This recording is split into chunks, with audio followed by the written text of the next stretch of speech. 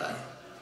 عزیزان گرامی، جب یہ سفر معراج کا موقع تھا، کفار و مشرکین تانے دے رہے تھے، پیارے مصطفیٰ کا دل متغیر ہو رہا تھا، تکلیف ہو رہی تھی۔ اللہ تبارک و تعالیٰ نے پیارے مصطفیٰ جان رحمت صلی اللہ علیہ وسلم سے ارشاد فرمایا ہے، حبیب اب آپ خاموش بیٹھ جائیں، یہ لوگ مجھ کو تو مانتے ہیں نا، اب میں کہتا ہوں۔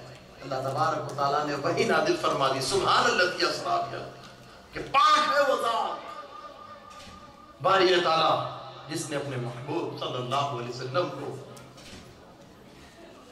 رات کے ایک لمحے میں۔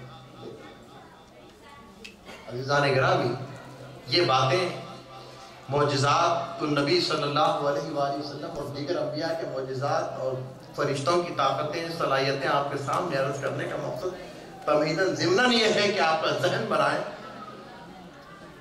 کہ کس طرح اللہ تبارک و تعالیٰ نے دوسری مخلوق کو، فرشتوں کو، اللہ تعالیٰ جو چاہے کر سکتا۔ سورہ نمل اٹھا کے دیکھیں، سلیمان علیہ السلام کا ذکر ہے، بڑے اختصار کے سامنے آپ کے سامنے عرض کر دیتا ہوں، بات ذہن میں آ گئی۔ حضرت سلیمان علیہ السلام اللہ کے نبی ہیں، اپنی فوج کے ساتھ آپ گزر رہے ہیں، قرآن میں یہ واقعہ تفصیل کے ساتھ آپ بات میں ملاحظہ فرما لیجئے۔ سلیمان علیہ السلام اپنی فوج کے ساتھ گزر رہے ہیں، کئی میل کے فاصلے پر چونٹیوں کی ایک لین گزر رہی تھی، چونٹیوں کا قافلہ تھا، اور ان چونٹیوں میں ایک چونٹی سردارنی تھی۔ اس چونٹی سردارنی نے اپنی ساتھی چونٹیوں سے کہا کہ اے چونٹیوں، جلدی جلدی اپنی بلوں میں داخل ہو جاؤ۔ ساتھی چونٹیوں نے کہا کہ اے سردارنی، کیوں جلدی جلدی چونٹی اندر بلوں میں چلے جائیں؟ تو اس نے کہا کہ اللہ کے نبی سلیمان علیہ السلام اپنی فوج کے ساتھ آ رہے ہیں اور ہمارے اس راستے سے گزرنے والے ہیں، کہیں ان کا لشکر ہمیں روند نہ ڈالے، اس لیے اپنی حفاظت کے لیے اپنی اپنی بلوں میں چلے گا۔ عزیزان گرامی، یہ چونٹیوں اور چونٹی سردارنی کے درمیان جو مکالمہ ہوا، قرآن نے آیت کی شکل دے دی، اور ان کی گفتگو کو سلیمان علیہ السلام سن کر مسکرا دیا۔ سلیمان علیہ السلام سن لیے چونٹیوں کی آواز، چونٹیوں کی گفتگو کو سن کر مسکرا پڑا۔ حضرت سلیمان علیہ السلام اپنے صحابہ کے درمیان ہیں اور مسکرا پڑے، تو صحابہ نے عرض کیا ہے اللہ کے نبی سلیمان علیہ السلام کہ ہمارے درمیان تو کوئی ایسی بات نہیں ہوئی کہ جو مسکرانے کا سبب بنے، آپ کے مسکرانے کی وجہ کیا ہے؟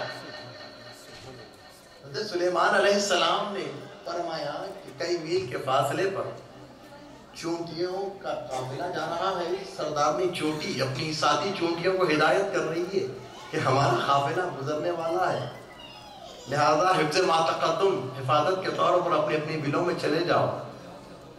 تو اس بات کو سن کر مسکرا۔ عزیزان گرامی، جب ہم یہ درس قرآن کے تفسیر قرآن کے درس میں جب بیٹھے ہوئے تھے، ہمارے استاد محترم جب اس کا درس دے رہے تھے، مجھے ایک نقطہ ذہن میں آیا۔ میں نے عرض کی، میرے استاد محترم حضرت العلامہ آفتاب خطابت مولانا سید شجاعت علی سراج قادری صاحب قبلہ دامت برکاتہم العالیہ، جو صدر کل ہند مرکزی مجلس اہل سنت و جماعت ہے حیدرآباد دکن میں، آپ خدمات انجام دیتے ہیں، اہل سنت جماعت کے صدر ہیں۔ جب آپ درس دے رہے تھے، یہ سورہ نمل کا درس ہو رہا تھا، تو میں نے عرض کیا کہ حضور اللہ کے نبی سلیمان علیہ السلام کئی میل کے فاصلے سے چونٹی کی بات کو سن لی اور مسکرا پڑے، تو میرے آقا صلی اللہ علیہ وآلہ وسلم کی قوت سماعت کا کیا حال ہے؟ سبحان اللہ۔ میں نے پوچھا، سوال کیا، کیونکہ میرے آقا علیہ السلام افضل ترین نبی ہیں، سب سے بڑے نبی ہیں، تو میرے آقا کی سماعت اور اونچی والا۔ تو عزیزان گرامی، استاد استاد ہی ہوتے ہیں، استاد استاد ہی ہوتے ہیں۔ انہوں نے شفقت سے میرے سر پر ہاتھ رکھا اور فرمایا، میاں بات تو بڑی اچھی پوچھ رہے ہیں، لیکن یاد رکھو یہ جو قوت اور صلاحیت بخشنے والا ہے وہ اللہ کی ذات ہے۔ اللہ تبارک و تعالیٰ جو چاہے کر سکتا ہے۔ اب آپ اپنی حیثیت سے ایک سوال کر بیٹھے، سلیمان علیہ السلام کا تقابل پیارے نبی صلی اللہ علیہ وسلم کی سماعت سے کر رہے ہیں کہ میرے آقا کی سماعت کو اور بڑھ کر ہوگی، خوشی کا اظہار کر رہے ہیں۔ مگر سنو، اللہ تبارک و تعالیٰ جو چاہے کر سکتا ہے۔ ابھی تم تو اللہ کے نبی سلیمان علیہ السلام کی سماعت کی بات کر رہے ہو، ارے تم وہ سماعت کی بات نہیں کرتے کہ ایک چونٹی کئی میل کے فاصلے سے سلیمان علیہ السلام کے لشکر کو پہچان رہی ہے۔ اللہ چاہتا ہے تو یہ چونٹی کو صلاحیت دے سکتا ہے۔ نبی کی بات تو کیا کر رہے ہیں، نبی اور ولی کی بات تو چھوڑو، بہت بڑے لوگ ہیں وہ۔ اللہ اگر ایک چاہتا ہے تو معمولی کیڑے کو یہ قوت اور صلاحیت پکڑنا یہ نہیں دے گا۔ مجھے بہت حیرت ہوئی، میں نے اٹھ کر دست بوسی کی، قدم بوسی کی ہمارے استاد محترم کی کہ دیکھیں آپ استاد کیسی نظر ہوتی ہے۔ اسی لیے علماء اہل سنت و جماعت کے سامنے زانو ادب ہونا چاہیے، اچھی محفلوں اور مجلسوں میں بیٹھنا چاہیے، اچھی صحبتوں کو اختیار کرنا چاہیے تاکہ ہمارے ایمان کو جلا ہو سکے۔ عزیزان گرامی، میرے آقا صلی اللہ علیہ وآلہ وسلم کے اختیارات بہت وسیع ہیں کہ میں یہ ضمناً آپ کے سامنے اس لیے کا عرض کیا کہ دیکھیں آپ اللہ تبارک و تعالیٰ جب چاہتا ہے تو ایک چونٹی کو یہ قوت اور صلاحیت دیتا ہے۔ تو یہ معراج کا واقعہ بھی جو ہوا یہ اللہ تبارک و تعالیٰ نے ہی سیر کرائی۔ اب اس میں کوئی شک و شبہ کی گنجائش ہونا ہی نہیں چاہیے۔ ابھی دنیا اس میں پڑی ہوئی ہے کہ معراج ہوئی جسمانیات کے ساتھ ہوئی یا خواب میں ہوئی۔ اب آپ منافقت کا اتنا بول بالا ہے، معراج مناتے ہیں لیکن معراج منا بھی مناتے ہیں، معراج خواب میں ہوئی استغفر اللہ، ایسی باتیں نہیں کرنا چاہیے، ایمان ضائع ہو جاتا ہے۔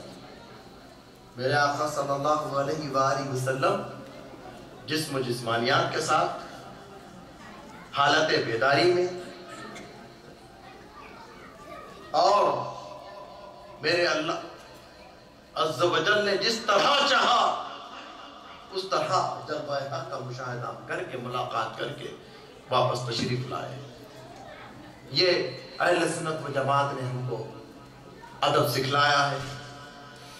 عزیزان گرامی، میرے آقا صلی اللہ علیہ وآلہ وسلم کی بارگاہ اقدس میں حضرت جبریل امین آئے، عرض کی کہ اللہ تبارک و تعالیٰ آپ سے ملاقات کرنے کے لیے آپ کے لیے خدمت براق حاضر ہیں، چلنا ہے۔ آپ کے لیے براق پیش کیا گیا، آپ براق پر سوار ہوئے۔ جب براق پر سوار ہوئے میرے آقا علیہ السلام ارشاد فرماتے ہیں کہ ہمارے سفر کا جو آغاز ہوا ملک شام دمشق کی طرف سے ہوا، اور ملک شام دمشق کی طرف سے جب ہمارا سفر ہو رہا تھا، راستے میں جیسے ہی سفر کا آغاز ہوا سیدنا جبریل امین نے سواری کو روکی مدینۃ النبی صلی اللہ علیہ وسلم، اور سیدنا جبریل نے فرمایا یا رسول اللہ یہاں 2 رکعت نماز ادا فرما دیجیے، یہ آپ کا دارالہجرہ ہے، یہ ہجرت کا مقام ہے۔ آقا فرماتے ہیں میں نے مدینہ شریف میں 2 رکعت نماز ادا کی، پھر ہمارا سفر کا آغاز ہوا، دمشق سے ہمارا گزر ہوا۔ میرے آقا صلی اللہ علیہ وآلہ وسلم ارشاد فرماتے ہیں جیسے ہی ملک شام دمشق کی طرف سے ہمارا سفر ہوا، میں نے دیکھا سیدنا موسیٰ علیہ السلام اپنی قبر میں کھڑے ہو کر صلاۃ پڑھ رہے ہیں۔ علماء اہل سنت و جماعت فرماتے ہیں کہ میرے آقا صلی اللہ علیہ وآلہ وسلم کی گزر ہو رہی تھی، میرے آقا علیہ السلام کی گزر ہو رہی تھی، اور اس وقت سیدنا موسیٰ علیہ السلام کھڑے ہو کر میرے آقا صلی اللہ علیہ وآلہ وسلم کو سلام پڑھ رہے ہیں۔ بیت المقدس کو پہنچے، تمام انبیاء وہاں پر موجود تھے، سیدنا آدم علیہ السلام سے لے کر عیسیٰ علیہ السلام تک۔ سیدنا جبریل امین نے عرض کیا رسول اللہ صلی اللہ علیہ وسلم، تمام انبیاء سے تعارف کرایا اور عرض کی گئی یا رسول اللہ آپ نماز پڑھائیے۔ میرے آقا علیہ السلام نے انبیاء کی امامت فرمائی، اور نماز پڑھانے کے بعد یہ کہ بعد دیگر انبیاء علیہ السلام نے خطبے ارشاد فرمائے. سیدنا آدم علیہ السلام کھڑے ہوئے، اللہ کا شکر ادا کیا. اللہ پاک پروردگار تیرا شکر ہے کہ تو نے مجھ کو پیدا فرمایا اور سب سے پہلے مجھ کو پیدا کر کے مجھے مسجد ملائکہ بنایا. اور اے اللہ تیرا شکر ہے کہ انسانیت کا سلسلہ مجھ سے جاری فرمایا. حضرت سیدنا نوح علیہ السلام کھڑے ہوئے، اللہ کا شکر ادا کیا. اللہ تیرا شکر ہے تو نے مجھے نبوت سے سرفراز کیا اور میرے ماننے والوں کو ایک ہلاکت خیز طوفان سے بچا لیا، میری صحیح سلامت کنارے لگا دیا. تیرا شکر ہے. حضرت سلیمان علیہ السلام کھڑے ہوئے خطبہ دیا، اللہ تیرا شکر ہے تو نے نبوت سے سرفراز فرمایا. انسانوں کی، جنوں کی، پرندوں کی، جانوروں کی، سب کی بادشاہت عطا فرمایا اور ہواؤں پہ تصرف عطا فرمایا. تیرا شکر ہے پاک پروردگار. عیسیٰ علیہ السلام کھڑے ہوئے، عرض کی مالک و مولا تیرا شکر ہے کہ تو نے مجھے نبوت سے سرفراز فرمایا، انجیل کتاب عطا فرمائی اور معجزات سے سرفراز فرمایا. شکر ادا کیا. اس کے بعد میرے آقا صلی اللہ علیہ وآلہ وسلم صدر جلسہ